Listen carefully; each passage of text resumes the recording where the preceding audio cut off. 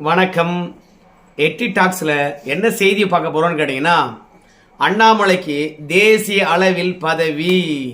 Annamalai வெளியிட்டிருக்கக்கூடிய video, இந்த ரெண்டை தான் இந்த வீடியோவில் நம்ம விரிவாக பார்க்க போகிறோம். முதல்ல அண்ணாமலை வெளியிட்டிருக்கக்கூடிய வீடியோவை பார்த்துடலாமா? நீங்கள் பார்த்துட்டு வாங்க.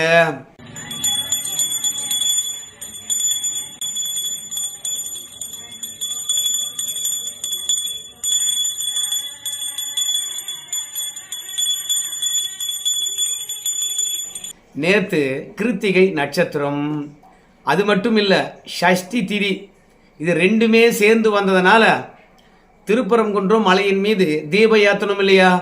அதுக்காக போராடி கொண்டு இருக்குமா இல்லையா? தீபம் ஏற்றுவது நம்முடைய உரிமை இல்லவா? ஆனால் திராவிட மாடல் ஆட்சியில் திருப்பரங்குன்றம் மலையின் மீது தீபம் ஏற்றுவதற்கு போராடினவங்க மீது போடப்பட்ட வழக்காக இருக்கலாம், அந்த அடக்குமுறைகளாக இருக்கலாம், இன்னைக்கு வரைக்கும் நம்முடைய கனவு நிறைவேறாமல் இருக்கின்ற விஷயமா இருக்கலாம். ஆனால் மக்கள் பார்த்தீங்கன்னா அடிக்கடி மறந்து போகிறாங்க. அதை நினைவுறுத்தி கொண்டே இருக்கணுங்க. சிறுபான்மையர்களை பொறுத்த வரைக்கும் பல இடங்களில் பட்டுக்கிறாங்க, பிறகு பட்ட துன்பத்தை அப்படியே நினைவில் வச்சுருக்காங்க. ஒன்று கூடுகின்றார்கள், ஒரு இடத்துல நாம் பட்ட துன்பங்களை நினைவுறுகின்றார்கள். பிறகு ஓட்டு போடுகின்ற போது யாருக்கு ஓட்டு போட வேண்டும் என்று முடிவெடுக்கின்றார்கள். ஒரு சர்ச்சிலையும் ஒரு மசூதிலையும் தங்களை யார் காப்பாற்றுகின்றார்களோ, தங்களுக்கு ஆதரவாக யார் இருக்கின்றார்களோ அவர்களுக்கு வாக்களிக்க வேண்டும். நம்முடைய வாழ்வாதாரத்துக்காக பணம் கொடுத்தா கூட பரவாயில்ல, அதெல்லாம் பெருசு கிடையாது. நம்முடைய அடையாளத்தை இழந்தோம்னு வச்சுங்களேன், அதுக்கப்புறம் நம்ம மனிதனாக இருப்பதற்கு அழகில்லை. நம்ம அடையாளத்தை இழந்தால் அடுத்து வருகின்ற சந்ததியினர் அழிக்கப்படுவார்கள். இந்த இடம் அவங்களுக்கு சொந்தம்னே தெரியாமல் போயிடும். மொழி அழிந்தால் இனம் அழிந்துவிடும். அடையாளம் அழிக்கப்பட்டால் எல்லா ஆஸ்திகளும் அழிஞ்சிடும். சொத்து பத்து, வாழும் இடம், நிலப்புலம் எல்லாமே அழிஞ்சு போயிடும். நம்ம அனாதை ஆகிறது மட்டும் இல்லாமல் நம்முடைய பின்னாடி வருகின்ற சந்ததியினர் கூட இந்த நாட்டுக்கு சொந்தக்காரங்களா என்று தெரியாமல் போயிடும். அதனால் நம்முடைய அடையாளங்களும் நம்முடைய பண்பாடுகளும் அழியவே கூடாது. அதனால தான் இஸ்லாமியர்களாக இருக்கலாம், கிறிஸ்தவர்களாக இருக்கலாம், முதல்ல காப்பாற்றப்பட வேண்டியது தங்களுடைய அடையாளங்கள் என்பதை அவங்க நினைக்கிறாங்க. அதை ஒருபோதும் விட்டு கொடுக்க கூடாதுன்னு நினைக்கிறாங்க. அதுக்கு ஆதரவாக யார் இருக்கிறாங்களோ அவங்களுக்கு ஆதரவாக இருக்கிறாங்க. ஆனால் இப்போ இருக்கக்கூடிய இந்துக்களை பொறுத்த வரைக்கும் தெய்வ வழிபாட்டே பார்த்தீங்கன்னா குறை சொல்கிறவனா இருக்கிறான். மனசுக்குள்ளே வணங்கும்பா, நான்லாம் மதவெறி இல்லைப்பா அப்படிங்கிறான். உன் கடவுள நீ வணங்குவதற்கு நீ கோயிலுக்கு போனியாடா அப்படின்னு கேட்பது பார்த்தீங்கன்னா ஏதோ மதவெறி போல நினைக்கிறான். நீ என்ன மதத்தை சார்ந்தவன்டா அப்படின்னு கேட்டால் இந்து மதக்காரன் அப்படின்னு சொல்கிறதுக்கு வைக்கப்படுகிறான். ஏன்னே தெரில. ஒரு கிறிஸ்துவனாக இருக்கிறான், ஒரு இஸ்லாமியனாக இருக்கிறான். ஆனால் ஒரு இந்துவாக இருந்தால் மட்டும் எப்படி மதவெறியாக இருக்க முடியும்? உன் நெத்தியில் திருநூறுடன் போயிட்டு ஒரு இஸ்லாமியிட்ட நண்பனாக இருப்பதனால என்ன பிரச்சனை வந்துட போகுது? அதே மாதிரி நம்ம முதலமைச்சர் கூட பாருங்களேன், நாங்கள் ஆட்சியில் இருக்கின்ற வரைக்கும் இஸ்லாமியர்களுக்கு உறுதுணையாக இருப்போம், இஸ்லாமியர்களுடைய விருப்பங்களையும் தேவைகளும் நிறைவேற்றுகின்ற ஒரே அரசு திமுக அரசு அப்படிங்கிறார். ஒரு மதக்காரனுக்கு ஆதரவாக நம்ம எப்போதும் இருப்போம் அப்படின்னு சொன்னால் அது மதசார்பற்ற தன்மையாம். ஆனால் இஸ்லாமியர்களுக்கு ஆதரவாக இருப்போம் என்கின்ற போது மதசார்பின்மை. ஆனால் அதுவே இந்துக்களுக்கும் நாங்கள் ஆதரவாக இருப்போம் அப்படின்னு சொல்லுகின்ற போது அது மதவெறியாம். இப்போ திமுக கூட்டணியில் பார்த்தீங்கன்னா மத அமைப்புகளும் சாதி அமைப்புகளும் சாதிய கட்சிகளும் இணைந்திருக்கும். ஆனால் அதுக்கு பேர் மதசார்பற்ற கூட்டணி. திமுக தலைமை தாங்குதில்ல, அது என்ன கூட்டணிக்கு பேர் வைக்குதோ அந்த கூட்டணி இந்த ஊடகமும் பார்த்தீங்கன்னா அப்படியே ஒத்து ஊதும். அந்த மாதிரி தான் இஸ்லாமியர்கள் மாநாடு, கிறிஸ்தவர்கள் மாநாடு, இஸ்லாமியருடைய பள்ளிகள், இஸ்லாமியருடைய கல்லூரிகள், இஸ்லாமியருடைய பல்கலைக்கழகங்கள், அதே மாதிரி கிறிஸ்தவருடைய பல்கலைக்கழகங்கள், கல்வி நிலையங்களுக்கெல்லாம் வழிபாட்டு தலங்களுக்கெல்லாம் அவங்க அடையாளத்துடனே போறார் முதலமைச்சர். அதாவது ஒரு கட்சி தலைவர் போனால் தப்பு கிடையாது, எங்கள் கட்சி கொள்கைப்பா அப்படின்னு சொல்லலாம். ஆனால் எல்லா மக்களும் ஓட்டு போட்டு தேர்ந்தெடுத்துக்கக்கூடிய ஒரு முதலமைச்சர் ஒரு சில குறிப்பிட்ட மத அடையாளத்துடன் அவங்க மத விழாவுக்கு போறார். கேட்டால் மதசார்பின்மைன்னு பேசுறார். இது எந்த அளவுக்கு மோசமான ஒரு நிகழ்வுன்னு பாருங்களேன். அப்போ ஆட்சியாளர்கள் இருந்து அவங்க அடிப்பொடி வரைக்கும் சிறுபான்மை ஆதரவு என்று சொல்லிட்டு யாரு நமக்கு 100% வாக்களிப்பார்களோ, 100% நம்மளுக்கு யார் வாக்களிப்பாங்களோ அவங்களுக்கு ஆதரவாகவும் அவங்க அடையாளத்துடன் நம்ம திரிய வேண்டும் என்று நினைக்கின்ற அரசாங்கத்து மத்தியில் நாமெல்லாம் நம்ம அடையாளத்தை குறைந்தபட்சம் நம்ம வீட்டிலேயாவது கடைபிடிக்கணும் இல்லை? இப்போ தலைவன் எவ்வழியோ தொண்டனும் அவ்வழிதானே இருக்கணும். அதனால தான் நயனா நாகேந்திரன் கூட அதான் சொன்னார். ஏப்பா சாமி, திருப்பரங்குன்றம் மலையின் மீது தீபம் ஏற்றணும், எவ்வளவோ கேட்டோம். ஆனால் இந்த அரசாங்கம் செவிசாய்க்கல. அதனால கிட்டத்தட்ட வீட்டில் வந்து ஒரு 7 விளக்கு ஏற்றுங்க. முருகனுக்கு 6 விளக்கு. ஒரு விளக்கு என்னன்னு கேட்டிங்கன்னா, உங்கள் பகுதியில் பிரச்சனைகள் இருந்தால் பிரச்சனை தீர்த்துக்கோ, உங்கள் வீட்டில் பிரச்சனை இருந்தால் பிரச்சனை தீர்வதற்காகவோ, மக்கள் நலன் வேண்டி, உலக நலன் வேண்டி ஒரு விளக்கும் மொத்தமாக 7 விளக்கு ஏற்றுங்க அப்படின்னு நம்முடைய நயினார் நாகேந்திரன் அவர்களோட கேட்டிருக்காரு. நயினார் நாகேந்திரன் அவர்கள் விளக்கேற்றி வழிபாடு செய்யலை. ஆனால் அண்ணாமலையை பொறுத்த வரைக்கும் தன்னுடைய வீட்டில் ஒரு இடத்துல படத்தை வச்சு அந்த படத்துக்கு மாலை போட்டு கந்தசஷ்டி பாடலானது பின்புறத்தில் ஒலிக்க அவங்களுக்கு விளக்கு ஏற்றி மணி ஒலித்து பூஜை வழிபாடு செய்கின்றார். தொண்டனுக்கு தலைவன் வழிகாட்டணும். அந்த விதத்தில் சொல்லிட்டு மட்டும் போகின்ற நயினார் நாகேந்திரனை விட செய்கையால செய்து காட்டின அண்ணாமலை பெஸ்ட்.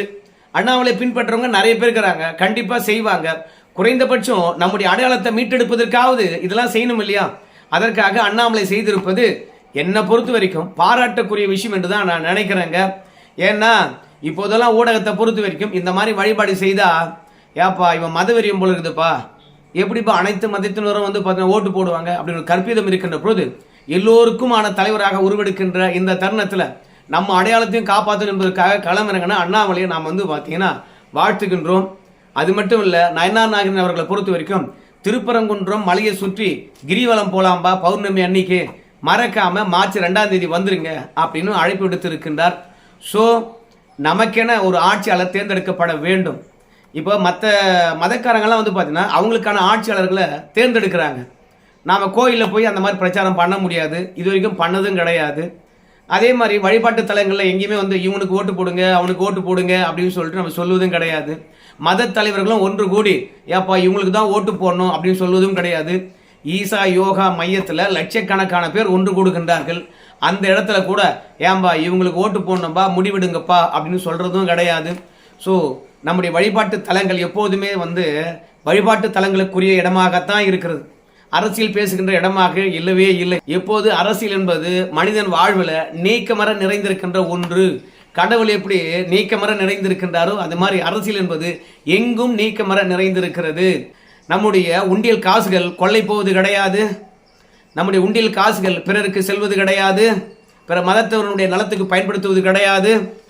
கோயில் பணம் கோயிலுக்கு மட்டும் செலவழிக்கப்படுகிறதா? அப்போ கோயில் இருக்கக்கூடிய அரசியல், ஆனால் அந்த கோயிலில் நம்மளால அரசியல் பேச முடியாது. யாருக்கு ஓட்டு போட வேண்டும் என்று அங்கு வருகின்ற மக்களுக்கு நம்ம அறிவுறுத்த முடியாது. ஏன்னா கோயிலுக்கு வர்றவன் ஒவ்வொருத்தரும் ஒரு கட்சியை சார்ந்தவனாக இருக்கிறான். அவன் மண்டையை நம்மளால கழுவ முடியல. நம்முடைய அடையாளங்கள் அழிஞ்சதுன்னா நம்மளுக்கு நிலம் சொந்தம் இல்லடா அப்படின்னு அவனுக்கு சொல்லி புரிய வைக்க முடியல. என்னைக்கு நம்ம அடையாளங்கள் நம்முடைய பாரம்பரியங்கள் அழிக்கப்படுகிறதோ அன்னைக்கு நம்முடைய பூர்வ நிலமானது நமக்கு சொந்தமாக இருக்காது.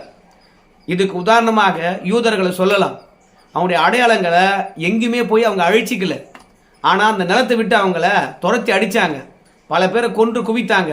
ஆனால் கடைசி வரைக்கும் யூதர்கள் என்ற அடையாளத்தை அப்படியே கடைபிடித்ததுனால எண்ணிக்கையாக இருந்தாலும் நம்ம நிலம் கிடைக்கும் என்று நினைச்சாங்க, ஒன்று கூடுவோம் அந்த நிலத்தில் அப்படின்னு நினைச்சாங்க. அதே மாதிரி கிட்டத்தட்ட ஒரு 2500 ஆண்டுகளுக்கு பிறகு அவங்களுடைய நிலங்கள் மீட்டெடுக்கப்பட்டது. இப்போ இஸ்ரேல் உருவாயிருக்குது. அந்த மாதிரி நம்முடைய அடையாளங்களை எப்போ காப்பாற்றினாலும் சரி, எப்படி காப்பாற்றினாலும் சரி, நம்ம நிலங்கள் என்னைக்கா இருந்தாலும் மீட்டெடுக்கப்பட்டு தாய் நிலத்துக்கு வந்துடலாம். ஆனால் நீங்கள் அடையாளங்களே தொலைச்சிட்டிங்கன்னா அதுக்கப்புறம் ஒன்றுமே பண்ண முடியாது. நம்ம பாட்டை முப்பாட்டை எல்லாருமே வந்து பார்த்தீங்கன்னா என்ன சொல்கிறதுங்க, வாளுக்கும் வரிக்கும் எந்த விதத்திலும் பயப்படாமல் நம்ம மதத்தை கடைபிடிச்சிருக்காங்க. பல ஆட்சியாளர்கள் வந்தாங்க, இந்து மதத்தில் இருக்க வேண்டும் என்றால் நீ வரி கட்டணும்னு சொன்னாங்க. இந்த மாதிரி இந்து மதத்தில் இருக்கிறியா உன்னை வெட்டி கொல்லுவேன் என்று வாழை காட்டினாங்க. ஆனால் எதற்கும் பயப்படாமல் நம்ம இந்து மதத்திலே இருந்தாங்க. ஆனால் இன்னைக்கு இருக்கின்ற ஆட்சியாளர்களை பொறுத்த வரைக்கும் மத சார்பற்ற தன்மை, மத சகிப்புத்தன்மை என்ற 2 ஆயுதத்தை வச்சுக்கிட்டு நம்மளை இந்துக்களா உணர விடமாட்டுறாங்க, நம்ம ஒன்றிணைய விடமாட்டுறாங்க. நம்முடைய வழிபாட்டு தலங்கள் இடிக்கப்படுகிறது, நம்முடைய வழிபாட்டு உரிமையானது மறுக்கப்படுகிறது. அதனால இந்த மாதிரி கஷ்டமான சூழ்நிலை ஆங்கிலேயன் ஆண்டுகின்ற போதும் அந்நியர் படையெடுப்பின் போதும் கூட நிகழலை. ஆனால் நம்மளே ஆளுகின்ற பொழுது நமக்கான உரிமை மறுக்கப்படுகிறது. அதனால நம்ம ஆட்கள் வந்து விழிப்புணர்வு அடைய வேண்டும் என்றால் நம்ம வீட்டில் இருந்து தான் மாற்றத்தை தொடங்கணும். நாம செய்கிறோம், நம்ம புள்ள செய்யட்டும். அதுக்கு அடுத்தது இவையெல்லாம் வந்து பார்த்தீங்கன்னா மற்ற இந்துக்களுக்கும் பரவும். குறைந்தபட்சம் நம்ம வழிபாட்டையாவது மீட்டெடுத்து வைக்கலாமே. நம்மளுக்கு ஆள்வதற்கு உரிமை கிடைக்குதோ இல்லையோ, நம்மளை சரியா ட்ரீட்மெண்ட் பண்ணுகின்ற ஒரு நல்ல தலைவர் ஆட்சிக்கு வரானோ இல்லையோ, ஆனால் நம்ம பண்பாடு காப்பாற்றப்படணுமா இல்லையா? நம்முடைய ஒற்றுமை உலகுக்கு தெரியணுமா இல்லையா? சிறுபான்மைகள் மட்டும்தானா ஒற்றுமையை காட்டுவாங்க? அப்போ நம்ம ஒற்றுமை காட்டக்கூடாதா? அதனால களத்தில் இறங்கி அண்ணாமலை அவர்கள் விளக்கேற்றி இருக்கின்றார். நன்றாக படித்தவன் சொல்லுவாங்க, ஐபிஎஸ் வேலையில் இருந்தவன் சொல்லுவாங்க, 4 எழுத்து கத்தவன் சொல்லுவாங்க, 4 இடம் போனவன் சொல்லுவாங்க, பல நாடுக்கு படிப்பதற்கும் அரசியலை கற்றுக்கொள்வதற்கும் போடான்னு சொல்லுவாங்க. அந்த மனுஷனே வந்து பாருங்களேன், இங்கே விளக்கேற்றி மதவெறியை பரப்புறான்னு சொல்லுவாங்க. சொல்கிறவன் சொல்லிக்கிட்டே தான் இருக்கட்டும், அதை பற்றி நம்மளுக்கு கவலை என்ன கிடக்குது? அது மட்டும் இல்லை, அண்ணாமலை அவர்கள் விளக்கேற்றிருக்காரு இல்லையா? அந்த விளக்கேற்றின அந்த வீடியோவுக்கு கீழே போய் நம்ம கமெண்ட்ஸை பார்த்தேன். யாரும் அண்ணாமலைக்கு எதிராக பெருசாக பேசல. இப்போது 100 கமெண்ட்ஸ் எதிரானு வச்சுங்களேன், 100 கமெண்ட்ஸில் ஒரு 2-3 கமெண்ட்ஸ் வந்து பார்த்தீங்கன்னா எதிராக தான் இருக்கும். அதை பற்றி தூக்கி எறிய வேண்டும். ஏன்னா உணவு என்கின்ற போது உப்பு தான் இருக்கணும், உவர்ப்பும் தான் இருக்கணும். அதனால் இந்த கமெண்ட்ஸுகளை பற்றி கவலைப்பட வேண்டாம். ஆனால் எவ்வளோ பேர் ஆதரவு தெரிவிச்சிருக்காங்க.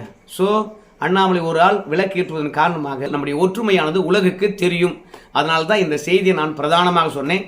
அதற்கு பிறகு அண்ணாமலையை பொறுத்த வரைக்கும் மீண்டும் அரசியல் களத்தில் வேகம் எடுத்திருக்கின்றார்.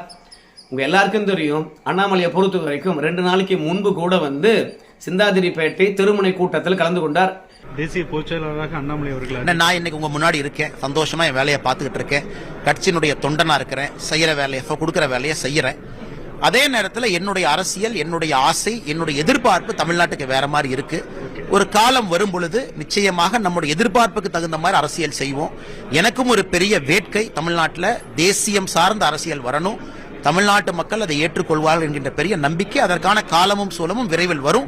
அது வரைக்கும் கட்சி நமக்கு கொடுத்த பணியை செய்வாங்க. 20,000 திருமுனை கூட்டங்கள் போட போறாங்க. அண்ணாமலையும் பல கூட்டங்களில் கலந்து கொள்ள போறாரு. தமிழகத்தில் பொறுத்த வரைக்கும் 70,000 பூத் இருக்கிறது. 70,000 பூத்துக்கும் பாஜகவில் பூத் ஏஜென்ட் போட்டிருக்காங்க. அதற்கெல்லாம் அண்ணாமலை தான் பொறுப்பாக நியமிக்கப்பட்டிருக்கின்றார். ஸோ அரசியல் களத்தில் அண்ணாமலை இல்லை என்றால் வெற்றி பெறுவது ரொம்பவே கடினம். அதை உணர்ந்திருக்கிறது பாஜக. தலைவர் பதவியிலிருந்து எடுத்ததே தவறு என்று நான் நினைத்தேன்.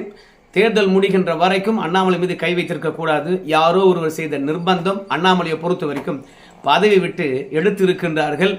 ஸோ அதனால் மீண்டும் தேர்தல் களத்தில் முக்கியத்துவம் அளிக்கப்பட வேண்டும் என்பது பாஜக மற்றும் அண்ணாமலை ஆதரவாளர்களுடைய எண்ணமாக இருந்தது. அதுக்கேற்ற மாதிரி இந்த தேர்தல் களத்தில் அதிமுக்கியமான பணியை கொடுத்துருக்காங்க. அண்ணாமலை விரைவாக அதை செஞ்சுட்டு இருக்காரு. கூடவே வந்து பார்த்தீங்கன்னா அகில இந்திய அளவுக்கு அவருக்கு ஒரு பதவி கிடைக்க போகுது. இப்போ அண்ணாமலையை பொறுத்த வரைக்கும் தேசிய பொதுச்செயலாளர் பதவிக்கு பரிந்துரைத்திருக்கின்றார்கள். இப்போ நிதின் நபீனா நம்ம பாஜகவுடைய அகில இந்திய தலைவராக வந்திருக்கக்கூடியவர், அவர் தனக்கேற்ற ஒரு டீமை உருவாக்க போறாராம். அதில் குறைந்தபட்சம் ஒரு 45 வயதுக்கு கீழே இருக்கிறவங்களை வந்து தன்னுடைய டீமில் இணைத்து சுறுசுறுப்பாக செயல்பட வேண்டும் என்று நினைக்கின்றாராம். அதனால தேசிய பாஜக பொதுச் செயலாளராக ராம் மகாதேவ் அவரை போடலாம்னு யோசித்திருக்கின்றார்களாம். அரவிந்த் மேனன் அவருடைய பெயரும் பரிந்துரைக்கப்பட்டிருக்கிறதாம். அண்ணாமலைய பெயரும் இருக்கிறது. சாம்பிட் பாத்ரா அவருடைய பெயரும் இருக்கிறது. ரவீந்திர ரெய்னா அவருடைய பெயரும் இடம்பெற்றிருக்கிறது. ஸோ அது மட்டும் இல்லாமல் தேசிய செயலர் அவருக்கு வந்து மாற்றாக ராஜு பிஸ்வா அவரை வந்து நியமிக்கப்பட போவதாக தகவல் வந்திருக்கிறது. சரி, இப்போ யார் இந்த பொறுப்புகள் இருக்கிறாங்க அப்படின்னு கொஞ்சம் பார்த்துடலாம். அருண் சிங் இருக்கின்றார், துஷ்யந்த் குமார் கௌதம் இருக்கின்றார், தருண் சுக் இருக்கின்றார், வினோத் தாவ்டே இருக்கின்றார், சுனில் பன்சால் இருக்கின்றார், அப்புறம் ராதா மோகன் வினோத் இருக்கின்றார். ஸோ இவங்களும் இப்போ பதவியில் இருக்கிறாங்க. ஆனால் அதிலிருந்து ஒரு 3 பேரை எடுக்கணும் அப்படின்னு சொல்லிட்டு நினைக்கிறாங்க. அந்த 3 பேர் யாருன்னு பார்க்கும்போது அருண் சிங், அப்புறம் துஷ்வந்த் குமார் கௌதம் மற்றும் ராதா மோகன் வினோத், இவங்க 3 பேரை எடுத்துட்டு ஏற்கனவே இருந்த 3 தேசிய பொதுச் செயலாளர்களாக தருண் சுக்கு, வினோத் தாவ்டே, சுனில் பன்சாலுடன் அண்ணாமலையும் தேசிய பொதுச் செயலாளராக சேர்க்க போறாங்க. இது வந்து அண்ணாமலையுடைய தேசிய பதவியினுடைய தொடக்கம்தான். ஆனால் இப்ப இருக்கின்ற தலைவரை பொறுத்த வரைக்கும் 3 ஆண்டு காலம்தான். முக்கியமாக இவரை போட்டிருப்பதே வந்து மேற்கு வங்காள தேர்தலில் வெற்றி பெற வேண்டும் என்பதற்காகத்தான். அது முடிந்த பிறகு நாடாளுமன்ற தேர்தலை பொறுத்த வரைக்கும் அண்ணாமலையுடைய தலைமையில தான் பாஜக சந்திக்கும் என்பதில் மாற்று கருத்தே கிடையாதுங்க. அதனால தேசிய அளவில் அண்ணாமலைக்கு பதவி வந்திருக்குது. எல்லாரும் எதிர்பார்த்தாங்க. என்ன எதிர்பார்த்தாங்கன்னு கேட்டீங்கன்னா, தலைவர் பதவியை பிடிங்கிறாங்க, உடனடியாக ஒரு பெரிய பதவியை கொடுக்க போறாங்க அப்படின்னு நினைச்சாங்க. ஏன்னா கடந்த காலத்தில் தமிழ்நாட்டில் தலைவர் பதவியில் இருந்து உங்களுக்கு எல்லாம் அடுத்தடுத்து பெரிய பதவியை கொடுத்துக்கிட்டே இருந்தாங்க. ஆனால் அண்ணாமலை மட்டும் பதவியை பிடிங்கின பிறகு ஒரு தேசிய செயற்குழு உறுப்பினராக தான் கொடுத்தாங்க. ராஜா கூட அந்த பதவி தான் இப்போ இருக்கிறாரு. அதனால் ஒரு தேசிய பொதுச் செயலாளராக அண்ணாமலையை உயர்த்த வேண்டும் என்று எண்ணம் இருக்கிறது. ஏற்கனவே ராஜா இருந்தார் என்று நினைக்கிறேன். ஆனால் தேசிய பொதுச் செயலாளர் பதவிக்கு போனவங்க தலைவராவது சந்தேகம் தான் அப்படின்னு சொல்றாங்க. அப்படிலாம் இல்லைங்க. நமக்கு கொடுக்கின்ற பதவியில் நம்ம சிறப்பாக செயல்பட்டோம்னு வச்சுங்களேன், பாஜக பொறுத்த வரைக்கும் இந்த பதவி தான் தேசிய அளவில் அனுபவிச்சான், அவனுக்கு என்னத்துக்குப்பா அடுத்த கட்ட பதவி அப்படின்னு இல்லாமல் உழைச்சவனை பார்த்தீங்கன்னா உயர தூக்கி வைத்து கொண்டாடுவது பாஜக இயல்பு. அதன் அடிப்படையில் தான் அண்ணாமலை அவர்கள் அடுத்தது தலைவர் ஆவார் என்பதில் மாற்று கருத்தே கிடையாது.